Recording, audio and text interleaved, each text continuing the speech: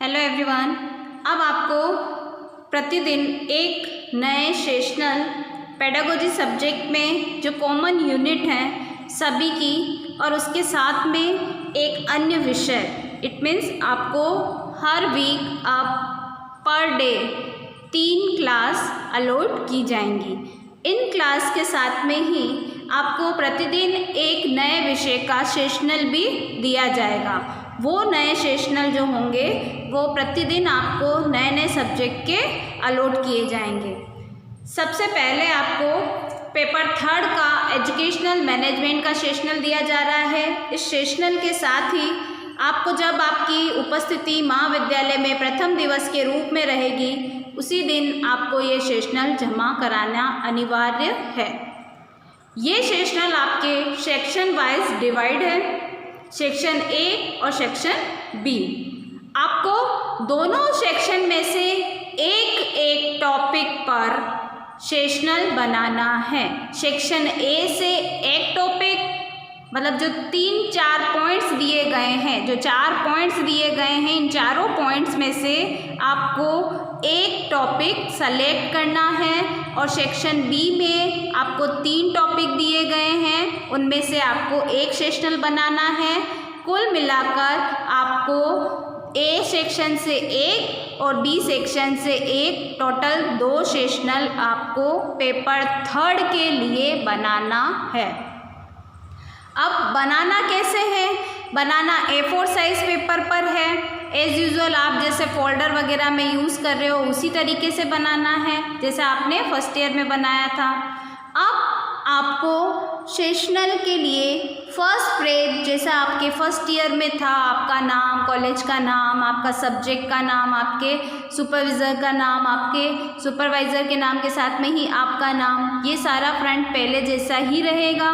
Second, आप section A वाला बना रहे हो, सबसे पहले तो सेक्शन ए में से जो आपने टॉपिक सेलेक्ट किया है उसके टॉपिक का पेज नंबर 2 रहेगा और उससे टॉपिक से रिलेटेड पेज नंबर 3 बनेगा उसकी इंडेक्स का, और पेज नंबर 4 से आप काम करना शुरू करेंगे।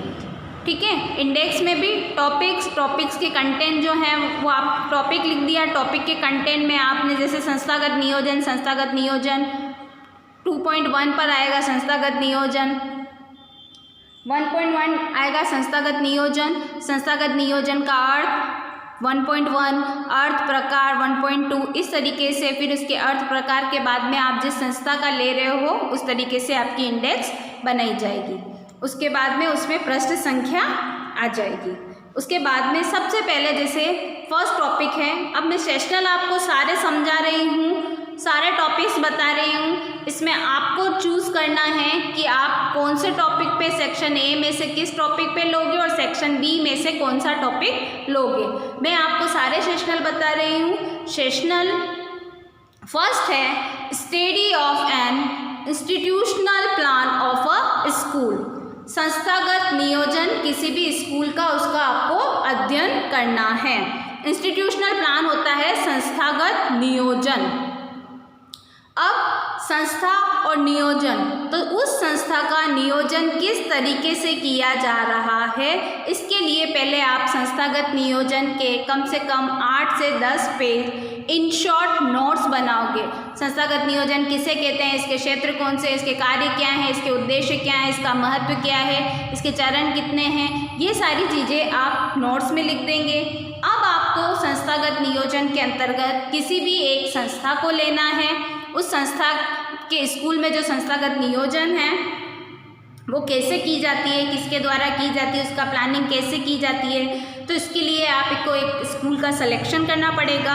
अब उस स्कूल का सिलेक्शन करने के बाद में आप उसका रिसोर्स देखेंगे, उसमें कितने भौतिक संसाधन हैं, उसमें कितने मानवीय संसाधन हैं, उसके साथ में ही वहाँ की कार्य व्यवस्था क्या है, उस संस्था के क्या उद्देश्य हैं, उस संस्था की स्थापना कब हुई, उस संस्था के जो है भौतिक स्ट्रक्चर के साथ में ही आप देखेंगे कि अगर कंस्ट्रक्शन वर्क चल रहा है या हम जैसे ही किसी भी स्कूल में जाते हैं तो तो हम उस स्कूल का सबसे पहले कि उसका स्कूल का नाम ये है, उसके गेट पे ये चीज़ें लगी हुई है, जिसे उसके गेट पे क्या क्या चीज़ें होंगी, अटेंडेंस बोर्ड होगा, पर डे की अटेंडेंस का जो है वो बोर्ड का रिकॉर्ड उसके वहाँ पर होगा। उसके साथ में 5 साल के बच्चों का रिकॉर्ड, वहाँ पर उत्तीर्ण हुए प्रथम श्रेणी में उनके बच्चों का रिकॉर्ड का बोर्ड मेंटेन होगा। उसके साथ में ही एक प्रशस्ति पर लिख रखा होगा कि इसका उद्घाटन, विद्यालय का उद्घाटन किसके द्वारा किया गया है, किसने कब किया,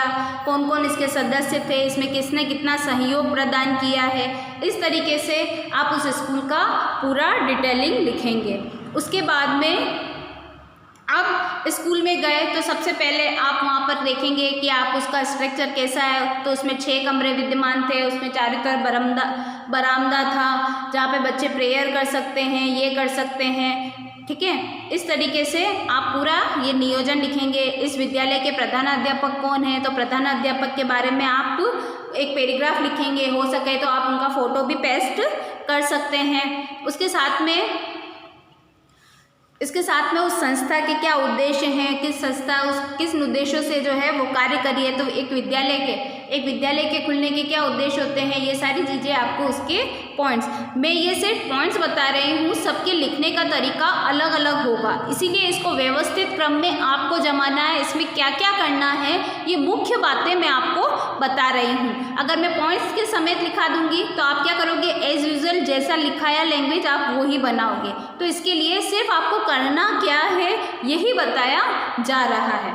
इंस्टीट्यूशनल प्लान, संस्थागत नियोजन, ये 2 शब्दों के मेल से बना है, संस्था और नियोजन। तो संस्था का नियोजन किस रूप में किया जा रहा है, आपने जिस भी संस्था का चयन किया है उसको नियोजित करने का तरीका क्या है। तो वो किसी समिति के अंतर्गत कार्य कर रही है, तो वो समिति में कितने सदस्य हैं, क्या क्या कार्य कर रही है, उसका वित्तीय व्यवस्था कैसे की जाती है, उसकी आर्थिक व्यवस्थाएं किस रूप में सक्षम की जा रही हैं, उसमें अगर कोई प्लानिंग चल रही है कि भाई हम अभी और कमर्शलाइज करा रहे हैं, इसको और आगे बढ़ा रहे हैं, या क्लास में 8th तक स्कूल है उसका और आगे 10th तक कर रहे हैं, तो उसकी क्लास में कंस्ट्रक्शन और क्लासों का कंस्ट्रक्शन ज़रूरत है, या फिर एरिया दे रखा है, या उसमें किस तरीके की योजनाएं चलाई जा रही है, उन योजनाओं का आर्थिक रूप से बच्चों को कितना फ़ायदा हो रहा है। कहने का मतलब उस संस्था की पूरी डिटेलिंग आपको लिखनी है कि उसमें मानवीय संसाधन कितने हैं, उसमें भौतिक संसाधन कितने हैं, उस संस्था का डेली रूटीन का प्लान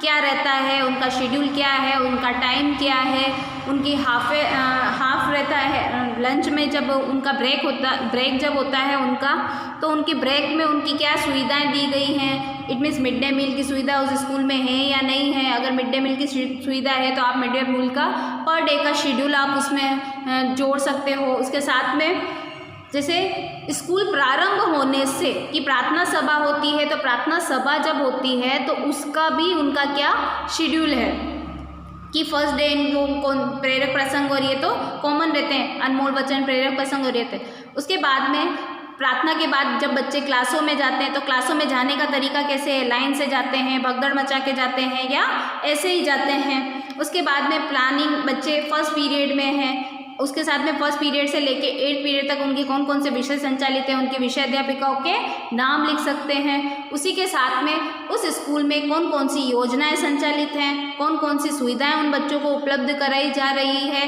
क्योंकि किसी भी संस्था में इंस्टीट्यूशनल प्लान, संस्थागत नियोजन होना आवश्यक है। संस्थागत नियोजन के साथ में ही इसके बहुत सारे कार्य, उसके क्षेत्र भी हैं। इसमें मनुष्य के मूल्यों का विकास किया जा सकता है। नियोजन का उद्देश्य व्यक्ति, समाज और राष्ट्र का सर्वांगीण विकास की ओर ले जाता है। तो ऐसी योजनाएं कौन कौन सी चलाई जा रही है। इसके साथ में ही ये उद्देश्य आधारित होते हैं। सूचनाओं का संकलन किया जाता है। संस्थागत नियोजन को में क्रमबद्धता होती है। योजना को नियमित आंकलन किया जाता है।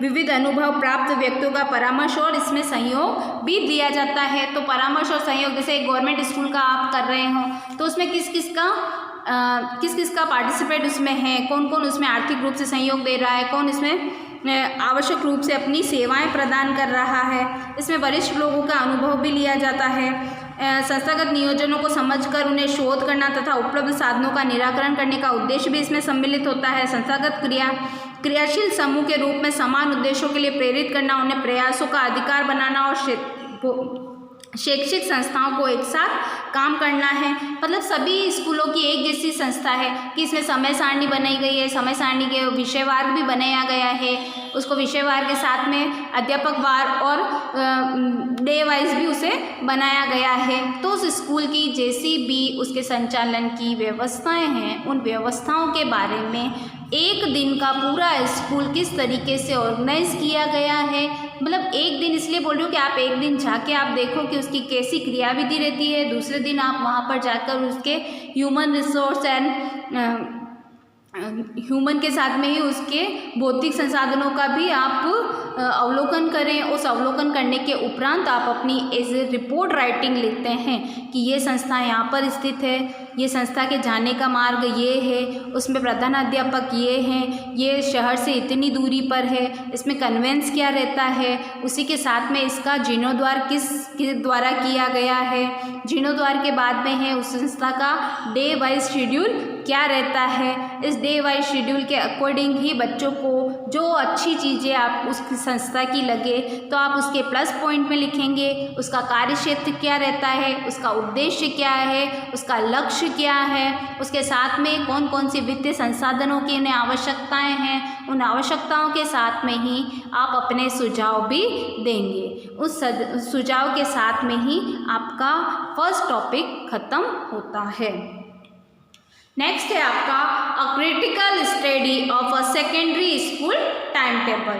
अब इसमें है कि एक विश्लेषण करना है सेकेंडरी स्कूल के टाइम टेबल का। अब टाइम टेबल जो है, आप सबसे पहले टाइम टेबल की 8 से 10 पेज जो हैं आपके पेपर 3 के अंतर्गत आप में टाइम टेबल के पेजेस आपको लिखने हैं। समय सारणी किसे कहते हैं, समय सारणी कितने प्रकार की होती है, समय सारणी की क्या उपयोगिताएं हैं, समय सारणी से क्या लाभ हैं, समय सारणी विद्यालय में क्यों बनाना आवश्यक है, इसको बनाते समय ध्यान निरोग रखने बातें, इस तरीके से मुख्य बिंदुओं की आप डिटेलिंग लिखेंगे। उसके बाद आप जिस विद्यालय का आप समय सारणी ले रहे हैं उसे परिशिष्ट में उस टाइम टेबल को आप लगाएंगे। उस परिशिष्ट में आप जब टाइम टेबल लगाएंगे उसके साथ में हम क्रिटिसाइज करेंगे कि आपने इसको किस तरीके से अवलोकित किया है। तो किसी भी विद्यालय में जब आप एंटर करते हैं तो उसके नोटिस बोर्ड पे सबसे पहले आप टाइम टेबल को देखते हैं। तो टाइम टेबल जो होता है वो विषयवार भी होता है, अध्यापक वार भी होता है, कालांश वार भी होता है और वार के अनुसार भी होता है। अब टाइम टेबल की विशेषताएं आपने पढ़ी होगी तो उसमें आपने देखा होगा कि सभी अध्यापकों का नाम होना आवश्यक है, सभी टीचर के जो नाम से उनके विषय के साथ में उनका होना आवश्यक है, जितने कालांश है उतने अध्यापक की व्यवस्था उस स्कूल में है या नहीं, हम उसे समालोचित कर रहे हैं। उसमें प्रधान अध्यापक जैसे एक पर डे प्रधान अध्यापक को 2 क्लासें लेना अनिवार्य होता है। तो वो 2 क्लासें जो हैं वो प्रार्थना से पहले और प्रार्थना के बाद, मतलब छुट्टी होने से 2 पीरियड पहले और छुट्टी होने मतलब जब स्कूल आते हैं तो उसके 2 पीरियड बाद वो रखी जाती है, क्योंकि उस समय जो होता है छुट्टी के समय भी पेरेंट्स आते हैं और लंच के समय भी उनकी नहीं रखनी चाहिए, क्योंकि उस समय भी पेरेंट्स आते हैं तो वो कंसल्ट करने के लिए प्रधानाध्यापक को फ्री रखा जाता है और यह विद्यालय कार्य अन्य किसी कार्य में भी वो संलग्न हो सकता है, इसलिए उनके वो कालांश नहीं रखे जाते। अगर आपको अब टाइम टेबल लेना है, टाइम टेबल को आपको क्रिटिसाइज करना है कि इस विषय के अध्यापक को लेकिन इतना कार्यभार दे रखा है या इतना कार्यभार कम दे रखा है, ये विषय को 2 पीरियड देना आवश्यक है। जब आप इसकी डिटेलिंग पढ़ोगे तो आप देखोगे कि हिंदी विषय के लिए कितने कालांश 1 सप्ताह में निर्धारित हैं। अगर वो कालांश उसके अनुसार निर्धारित कालांशों का जो आपने टाइम टेबल लिया है, जैसे उसमें दिखा है कि 1 से 6 दिन में 8 क्लास होनी चाहिए, तो 6 दिन तो है ही है, प्लस वो 2 कालांश भी उसमें मेंशन है या नहीं है। तो 8 कालांश अगर होंगे उसमें, तो अगर 8 जगह उसका दे रखा है तो वो सही बना हुआ है। अगर नहीं बना हुआ है तो आपको क्रिटिसाइज़ करना है कि अगर ये रूल तो ये है कि भाई प्रतिदिन इतनी क्लासें होना अनिवार्य है, लेकिन इस प्रति सप्ताह में इतनी क्लास होना अनिवार्य है, लेकिन इस टाइम टेबल में ये कमी पाई गई। ठीक है। अब ये सारे सुझाव आप एंड में लिखोगे, उसको आप कैसे पॉइंट वाइज क्रिटिसाइज करते जाओगे। किस स्कूल का लिया है आपने, किस स्कूल का लिया है, सेकेंडरी लेवल का लेना है, ये निश्चित ही है। टाइम टेबल जो लिया है वो आपने किस अनुसार लिया है, विषयवार लिया है, अध्यापक वार लिया है, डे वाइज लिया है, आप उसको क्रिटिसाइज करोगे, मतलब उसको विश्लेषित करोगे। उसके साथ में ही उसमें क्या कमियां हैं और क्या अच्छाइयां हैं। उन कमियों के अंतर्गत आप देखोगे क्या इसमें को करिकुलम एक्टिविटीज़ को पार्टिसिपेट किया, मतलब उसमें मेंशन किया हुआ है या नहीं किया हुआ है। उसमें गेम्स को जो है गेम्स को भी उसमें उसके अंतर्गत जो है मेंशन किया हुआ है या नहीं किया गया है, तो आप ये सारी चीज़ें उसके अंतर्गत देखोगे।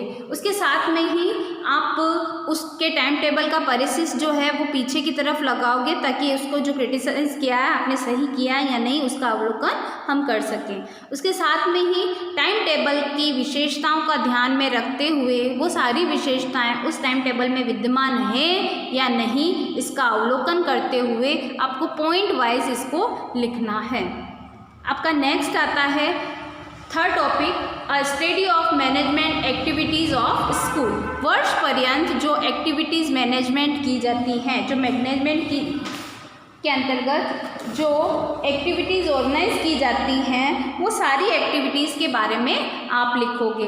तो इसमें जैसे कि अभी तो स्कूल बंद है, लेकिन आपको पुराने सेशन का आपको पूरा शेड्यूल मिल सकता है। इसके अंतर्गत जैसे आप जुलाई महीने में खुलते ही जुलाई महीने में कौन कौन से फंक्शन आते हैं स्कूल में, कौन कौन सी, क्योंकि इसमें हर सप्ताह एक कालांश 0 कालांश रखा जाता है, उसमें एक्टिविटीज़ को ऑर्गेनाइज कराया जाता है। तो इसमें सप्ताह वाइज जुलाई महीने से आपको ये एक वर्ष पूर्व का बनाना है, मतलब कि ये आपको 2019 के सेशन का बनाना है, 2019 जुलाई से बनाना है कि यह विद्यालय का हमने चयन किया है। इसके पहले आप को करिकुलम एक्टिविटीज़ के बारे में डिटेलिंग लिख दोगे। को करिकुलम एक्टिविटीज़ के बारे में डिटेलिंग लिखने के बाद आप उसको क्रिटिसाइज़ करोगे, उसकी स्टडी करोगे। तो उसके लिए आप क्या करोगे, सबसे पहले उस स्कूल का नाम, जिस स्कूल की आप एक्टिविटीज़ को ले रहे हैं, उसके बाद में मंथ, इसका प्रभारी कौन है, ये कब ऑर्गेनाइज की जाती है, सप्ताह में इसके कितने कालांश रखे गए हैं, इसका इंचार्ज कौन है, इसके इंचार्ज के साथ में ही उनकी रुचि, उनकी विशेषताएं, उनका थोड़ा सा और डिस्क्राइब कर दोगे। उसके साथ में ही ये एक्टिविटीज़ कौन कौन सी मंथ वाइज होती हैं, आप हर एक्टिविटीज़ के बारे में लिखोगे, उनसे उनकी कौन सी शैक्षिक और शैक्षिक योग्यताएँ पूर्ण हो रही है, इन योग्यताओं इन एक्टिविटीज़ को ऑर्गेनाइज कराने का क्या उद्देश्य है, तो इनका उद्देश्य क्या है, ओवरऑल डेवलपमेंट करना। तो ये किस उद्देश्य तक यह सार्थक सिद्ध हुई हैं। उसके साथ में ही आप अपने सुझाव भी इसमें दोगे कि ये एक्टिविटीज़ तो ऑर्गेनाइज हो रही हैं, लेकिन इनमें ये भी की जाने से ये उच्चतम रूप से प्रयोग में लाई जा सकती हैं। ए सेक्शन का लास्ट है leadership role of headmaster of a secondary school. तो इसमें सेकेंडरी स्कूल के एक हेडमास्टर को लीडरशिप रोल को आपको लिखना है। तो आप में इसके पहले आप हेडमास्टर की जो है वो पूरी डिटेलिंग आप बुक में से लिखेंगे, 7 से 8 पेज इसके रहेंगे। उसके साथ में ही आप जब डिटेलिंग लिखेंगे तो आप उसमें देखेंगे कि एक प्रधान कमानी के रूप में किस तरीके से एक जहाज के कप्तान के रूप में जो है प्रधानाध्यापक को माना गया। एक कप्तान की क्या भूमिकाएं होती हैं, उसी तरीके से एक प्रधानाध्यापक की एक विद्यालय में क्या भूमिका होती है। इसके लिए आप एक विद्यालय का चयन करेंगे, वहाँ के प्रधानाध्यापक से मिलेंगे, उनका फ़ोटो लगाएंगे, उसके साथ में ही उनकी व्यक्तिगत जानकारियों से लेते हुए उनकी व्यवसायिकगत निपुणताओं को आप देखेंगे, उनमें उनकी कितनी ईमानदार हैं, कितने समय पे आते हैं, उनका अनुशासन कैसा है, उनके बात करने का तरीका कैसा है, वो कितने मधुभाषी हैं, उनके साथ में ही वो किस तरीके से बोलते हैं, ये सारी चीज़ें, उनके साथ में उनका व्यवहार कैसा है, वो विपत्ति के समय कैसे है, वो अभिभावकों से कैसे व्यवहार करते हैं, वो बालकों के साथ कैसा व्यवहार करते हैं, वो बच्चों के साथ में कैसा व्यवहार करते हैं, उसके साथ में ही वो अपने कर्मचारियों के साथ कैसा व्यवहार करते हैं, उनकी गलतियां होने पर उनके कैसे बात करते हैं, बच्चों की गलतियां होने पर उन्हें कैसे वो सुधारते हैं, उसके साथ में कैसे क्रियात्मक अनुसंधान करते हैं, कैसे विद्यालय की इंस्टीट्यूशन प्लान में वो अपना सहयोग देते हैं, वो किस तरीके से पर्यवेक्षण और निरीक्षण करते हैं, वो किस तरीके से अपने दिनचर्या में को पूरा पूर्ण करते हैं, और पूर्ण करने के साथ में ही उनके व्यक्तित्व की विशेषताएं क्या क्या हैं। और उसके साथ में आप कोई सुझाव नहीं दे सकते उन्हें, लेकिन आप उनके बारे में जो उनके जीवन परिचय को देखकर आपने जो अपने जीवन में अपनाया है वो आप एक पैराग्राफ के रूप में एंड में लिखेंगे, जो आपके सुझाव या फिर जो आप में परिवर्तन उनकी इस स्टडी से आया है वो आप लिखेंगे। अब ये चारों पॉइंट्स आपको समझा दिए गए हैं। इन चारों पॉइंट्स में से आपको केवल एक पॉइंट पे लिखना है, ठीक है। अगर आप एक्टिविटी वाला करते हैं तो उसमें आप फ़ोटो वगैरह भी किसी भी स्कूल की जब बुक होती है उसके पीछे उसके स्कूल की एक्टिविटीज़ के सारे फंक्शन के जितने भी फ़ोटोज़ होते हैं वो आप लगा सकते हैं। इसमें कौन कौन सी एक्टिविटीज़ आती है वो एक्सप्लेन कर सकते हैं। तो एक्टिविटी वाला अच्छा है, लीडरशिप वाला अच्छा है, सेकेंडरी स्कूल का टाइम टेबल वाला अच्छा है, इंस्टीट्यूशनल प्लान वाला अच्छा है, कोई भी एक संस्था का आपको अध्ययन करना है। तो इन चारों में से आप कोई सा भी एक ले सकते हैं। अब आता है सेक्शन बी। सेक्शन बी के अंतर्गत आपको 3 टॉपिक दिए गए हैं, उसमें 3 टॉपिक में से कोई सा भी एक आपको बनाना है। अब है case study of inclusive school. First topic है इसका case study of inclusive school. किसी भी एक इंक्लूसिव स्कूल की आपको केस स्टडी करनी है।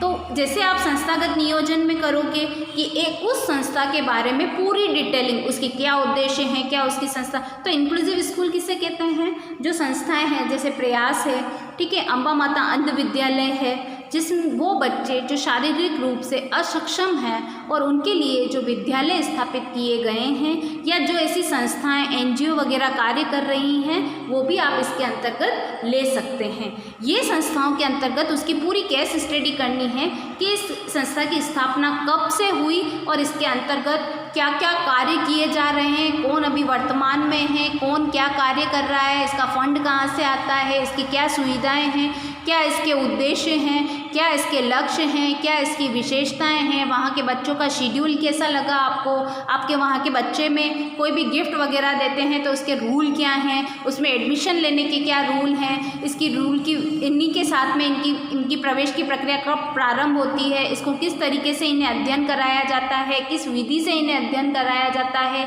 इस स्कूल में पढ़ रहे छात्रों की संख्या कितनी है। इन छात्रों के साथ में ही आप उनकी एक्टिविटीज़ को देखोगे, उनके साथ में कुछ ऐसा प्रोडक्ट बनवाया जाता है जो उनके जीविकोपार्जन का साधन बनते हैं, जैसे मोमबत्तियाँ बनवाना, अगरबत्तियाँ बनवाना, या ऐसा कोई प्रोडक्ट उनसे बनवाया जा रहा है जो उनको आजीविका का साधन भी बन सके। तो ऐसे और कौन से कार्य उनके द्वारा किए जा रहे हैं, उस स्कूल की विशेषताओं को देखते हुए, उन बच्चों को देखते हुए आपको वहाँ पर जाकर उसकी विजिट करनी पड़ेगी। उसके पहले आपको उसकी स्कूल की परमिशन लेनी पड़ेगी। वो परमिशन लेटर जो है वो आप लेके जाएंगे। उसके साथ में ही इंक्लूसिव स्कूल किस तरीके से होते हैं, उनके क्या उद्देश्य हैं, उनकी नीतियाँ क्या हैं, उनका क्या किस तरीके से उनका फंड आता है, ये सारी विशेषताएं आप उसके अंतर्गत लिखेंगे। नेक्स्ट है case study of individual with disability, इंडिविडेबल, है ना। अब इसके साथ में है कि केस स्टडी करनी है, ऐसे एक डिसेबिलिटी वाले बच्चे की केस स्टडी करनी है आपको जो बच्चा शारीरिक रूप से अक्षम है। तो उसके व्यक्तिगत परिचय, उसका सामान्य परिचय, फिर उसका व्यक्तिगत परिचय, है ना। उसका सामान्य परिचय, वो यहाँ रहता है, इतना के साल का है, ये उसको बीमारी है, उसके साथ में ये उसकी अक्षमताएं हैं, इन अक्षमताओं का कारण जो है उसका बचपन से है या किसी दुर्घटनाग्रस्त हुआ है तो उसके कारण है, या फिर अन्य कोई कारण है, उसकी पूरा उसका पूरी मतलब उसकी इसकी बिब्लियोग्राफी बनानी है। जिस तरीके से हम एक जीवन परिचय लिखते हैं किसी का, उसी तरीके से इसका लिखा जाएगा।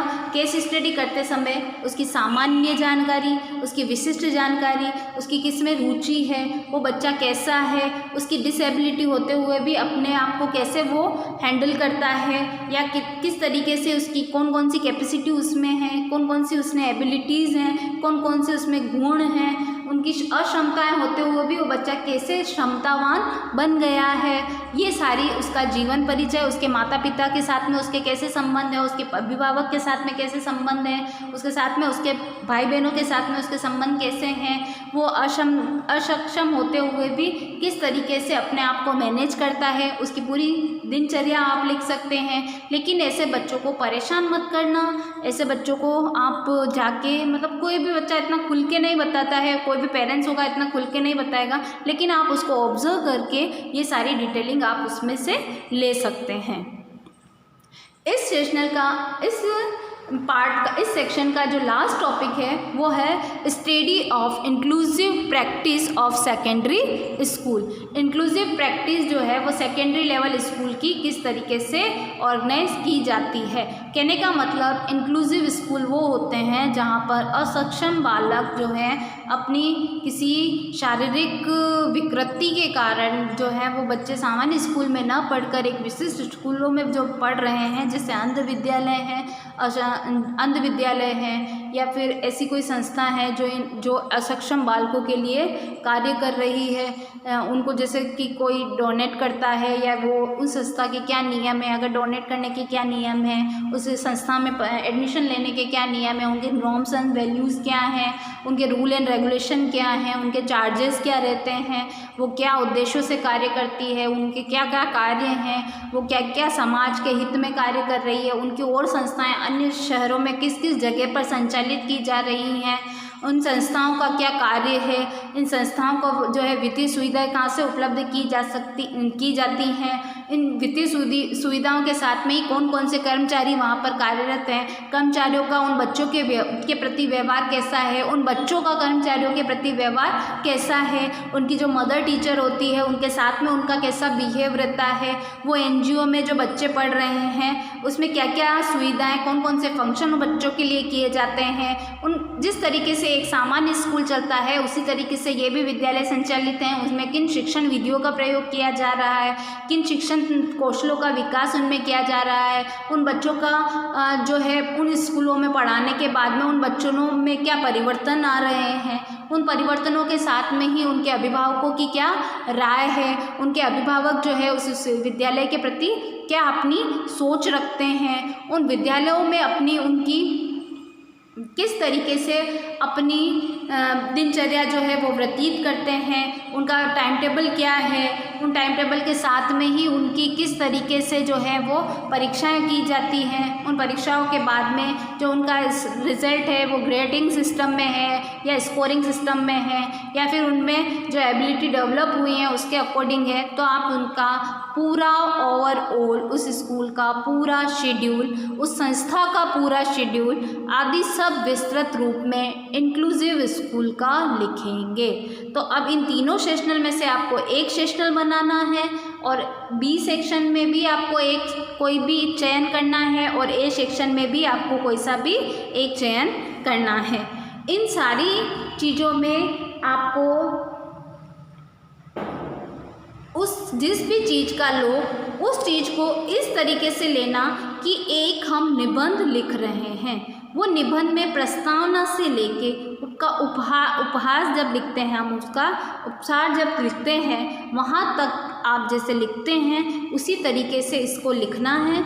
इसके अंतर्गत आप उस टॉपिक को पूरा डिटेल में समझा रहे हैं। उस डिटेल में समझाने के लिए कुछ ट्रिक्स हैं। उसमें ये है कि आप जिस भी संस्था का लें उस संस्था का पूरा नाम लिखें, उस संस्था के नाम के साथ में वो कहाँ पर स्थित है, वो उसमें कितनी दूरी पर स्थित है, वो कहाँ पर वो उसका संचालक कौन है, उसके निर्देशक कौन है, उसके व्यवस्थापक कौन है, आदि चीज़ों के बारे में लिखें। वहाँ पर कुल कितने स्ट्रेंथ के बच्चे पढ़ रहे हैं, किस लेवल का वो स्कूल है, उसमें कौन कौन से स्टाफ है, स्टाफ की क्या क्या पोस्ट हैं, ठीक है। उसके साथ में उस बच्चे वहाँ पर पढ़ रहे बच्चों की कितनी स्ट्रेंथ रहती है, कितने बॉयज़ हैं, कितने गर्ल्स हैं। उसके साथ में उसका भौतिक स्वरूप के बारे में आप लिखेंगे। उसके भौतिक स्वरूप के साथ में ही उसका मानवीय संसाधन वहाँ पर कितने कार्यरत हैं, उनके क्या कार्य हैं, उनके क्या उद्देश्य हैं, उनकी वित्तीय व्यवस्थाएं किस तरीके से की जाती है, उनको फंड किस रूप में उन्हें वेतन दिया जाता है।